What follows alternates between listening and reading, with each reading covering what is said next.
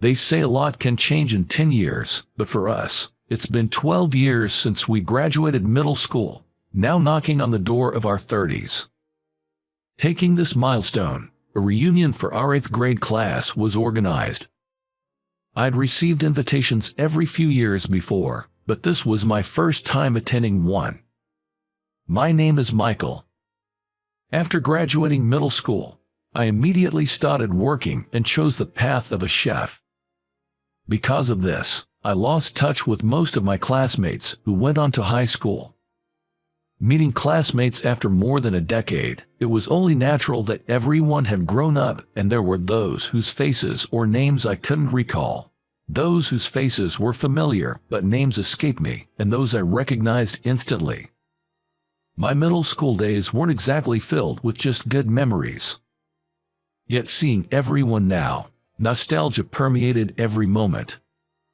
About 15 minutes past the scheduled start of the reunion, most attendees had arrived, and everyone, drink in hand, was engaged in conversation, waiting for the opening remarks from the organizer, who had been a class representative, Susan. I was alone, observing all of this from the side. "Your kid's in elementary school now, so you finally bought a condo. I got an informal promotion to section chief. Thanks for being there at my dad's funeral."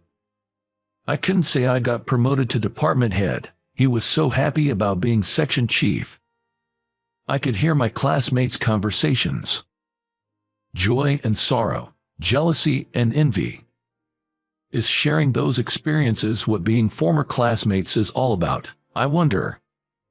The only one not here yet is Mia. "Shall we start?" I heard the voice of Susan, who had been a motherly figure and class representative, and now the organizer of this reunion. I quickly turned on the speaker and handed the microphone to Susan. Then, I ran to close the open entrance door. Despite the restaurant staff being perfectly in place, I couldn't help but bustle around. Even the staff seemed apologetic. It wasn't about being tight-fisted, but my bad habit of doing everything myself was kicking in. It was when I bent over to close the entrance door.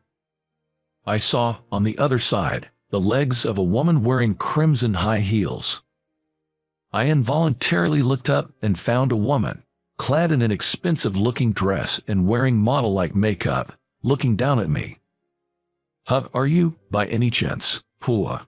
It was a remark let slip by Susan about the one participant who hadn't arrived yet that evening. It was Mia.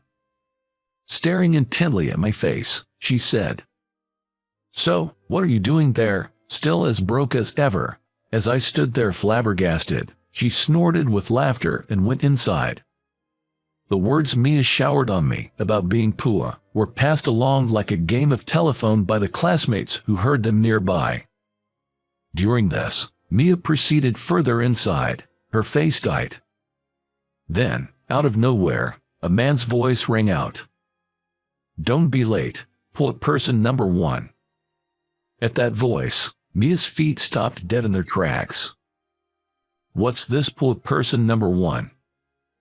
It was the first time I'd heard it, but it seemed to be about Mia. Who was that?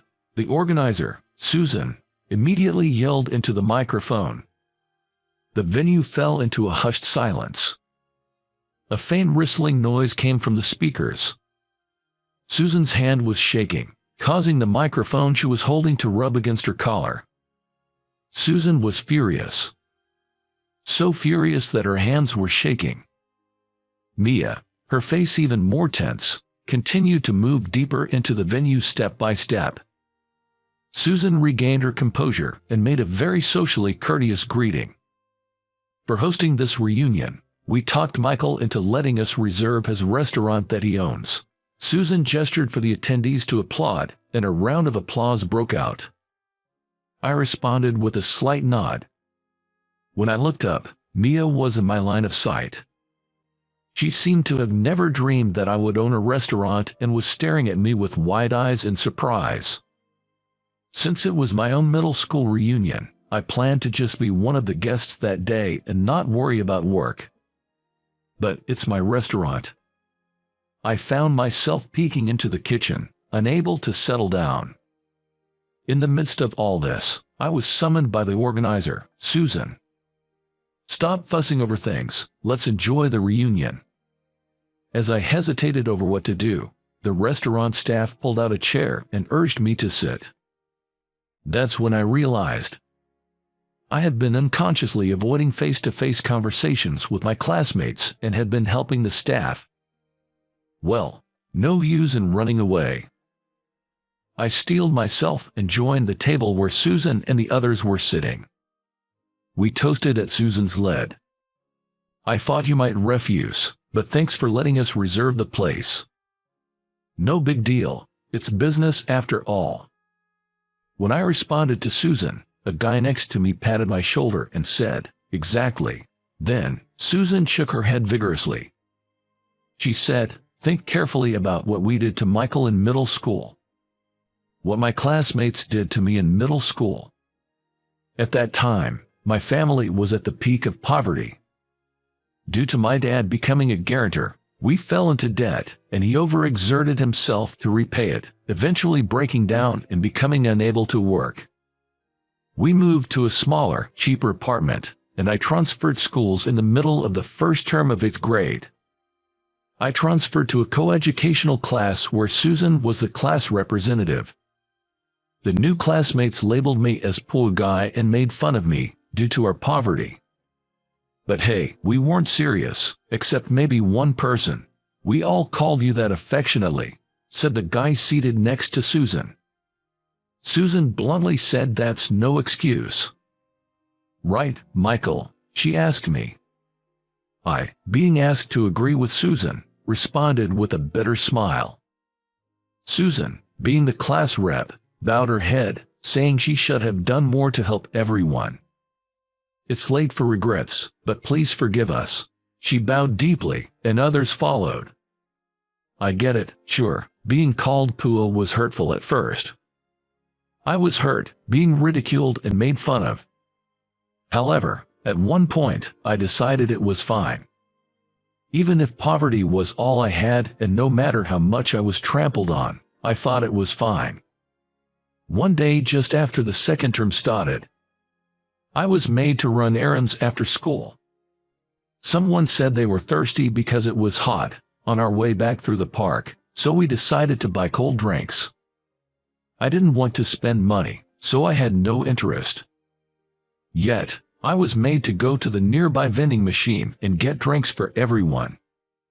All the classmates there each pulled out their own spare change and pushed it onto me. I left my bag and ran to the vending machine. Then, after buying drinks, I returned to the park where everyone was waiting. I had some change left over, enough for one more can of soda. That's when I was told there shouldn't be any extra money, go buy the one that's missing. Reluctantly, I ran to buy the missing one. When I got back from the vending machine, everyone had disappeared from the park. All that was left was me and the ice-cold can of soda in my hand. There was a note in the bag I had left behind. "The missing one is the poor person's share." I was more thirsty from running, so I drank it all in one breath.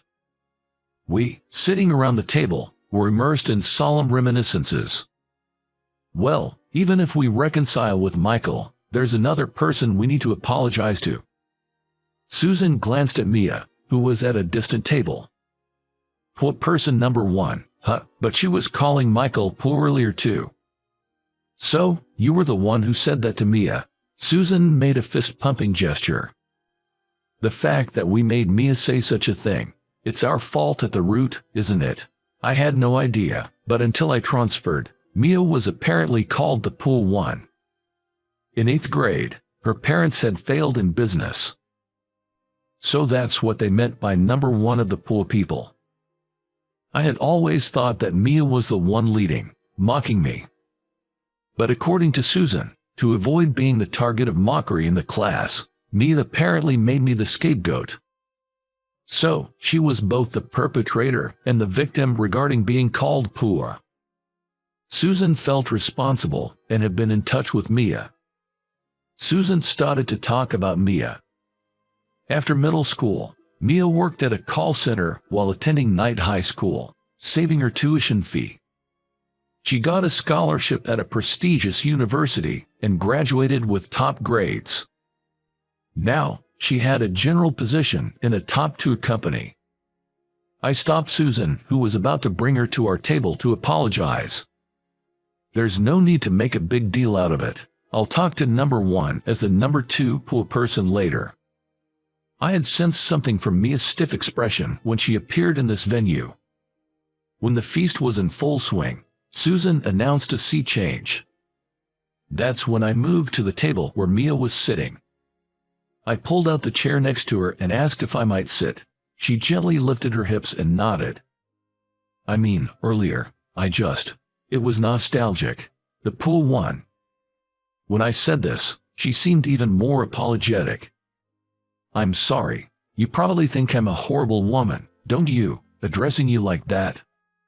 You remembered my name. She quietly nodded in response. I heard about it, from Susan and the others. When I said this, I could tell she tensed up. I'm pool person number 2, and you're pool person number 1. As she was about to passionately object, I stopped her with a hand. Let's drop that topic. You've had your share of hardships since middle school, haven't you? She crinkled her nose, giving a shy laugh. The tense expression she had when she first appeared was completely gone. She was probably nervous and on guard about meeting old classmates who knew her when she was poor. That's why she was probably showing off. But now, looking at her up close, her face seemed kind, without a hint of harshness, enveloping everyone around her. Afterwards, we shared stories of our struggles since middle school and about being poor. But this is such a nice restaurant. Thinking about it, I did well. I want to praise myself. Yes, you deserve praise. She muttered, reaching across the table and picking up my restaurant's original paper coaster from beneath her wine glass with slender fingers. The coaster had an illustration of a 3-leaf plant and the word oxalis written on it. She read the printed characters on the coaster aloud. Oxalis. Oxalis, right. It's wood sorrel, isn't it? You know your stuff. That's correct. It's a perennial herb of the genus Oxalis in the wood sorrel family. Why did you choose wood sorrel? I told her it's because a fairy tale-like story about wood sorrel that I was told as a child has stayed with me. What's the story?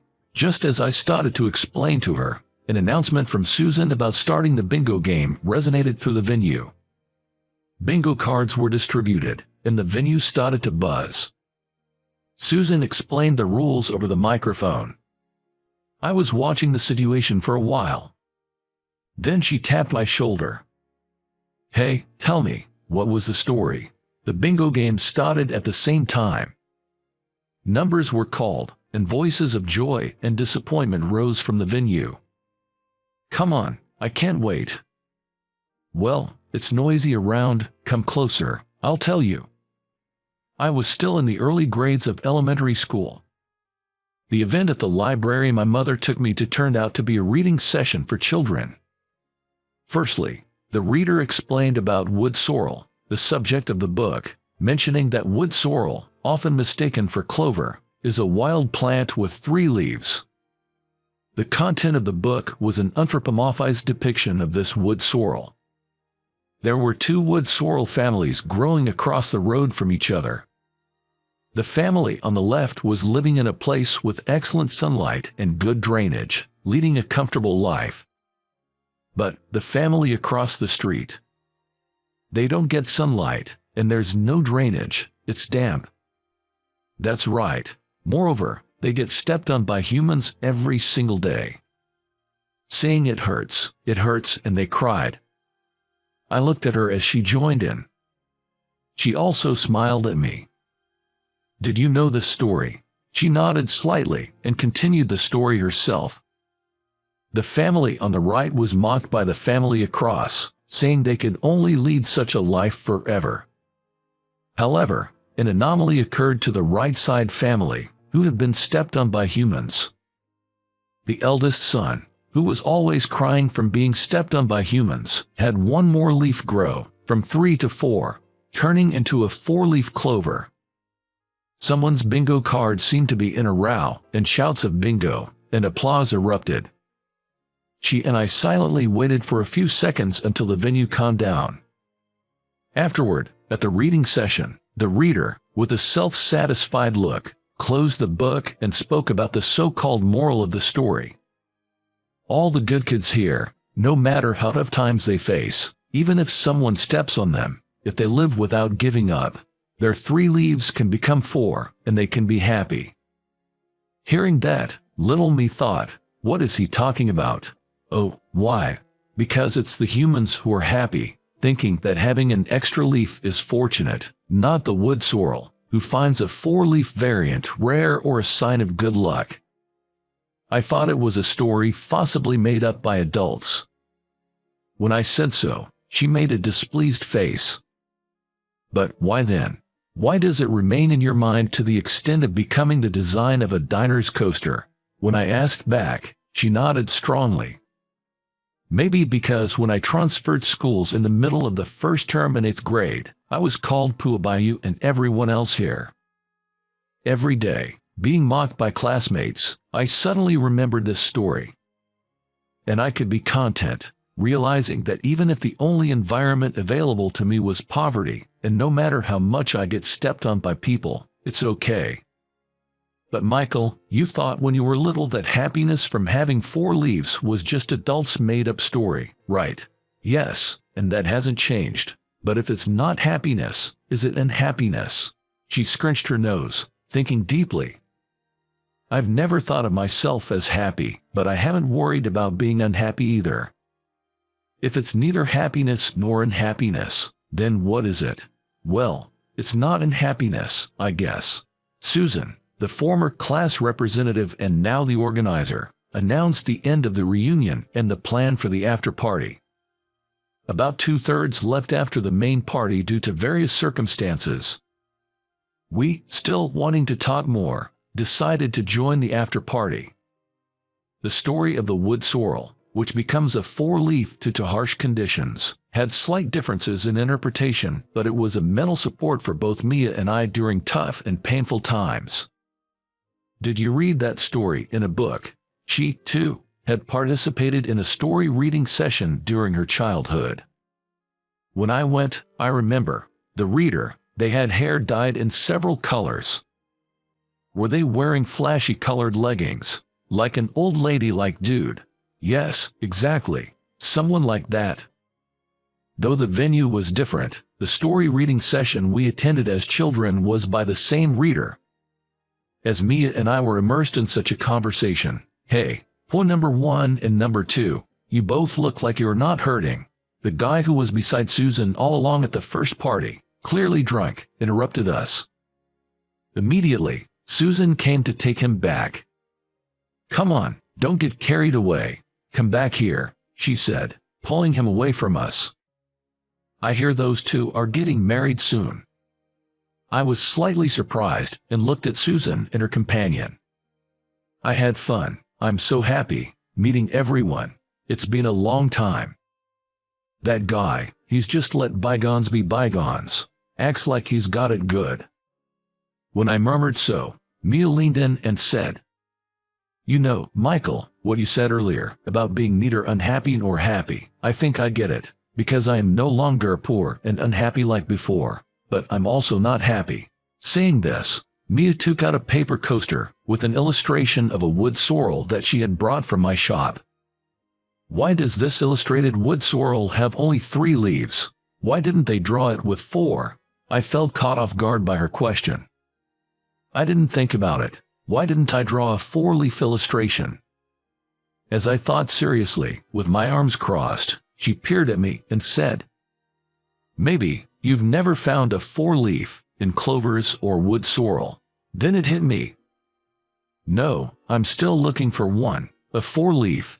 I raised my voice and looked at her. Then she created a radiant smile.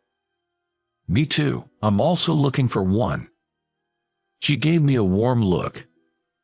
I held her hand on the table and said, How about do it together? Shall we look for it together?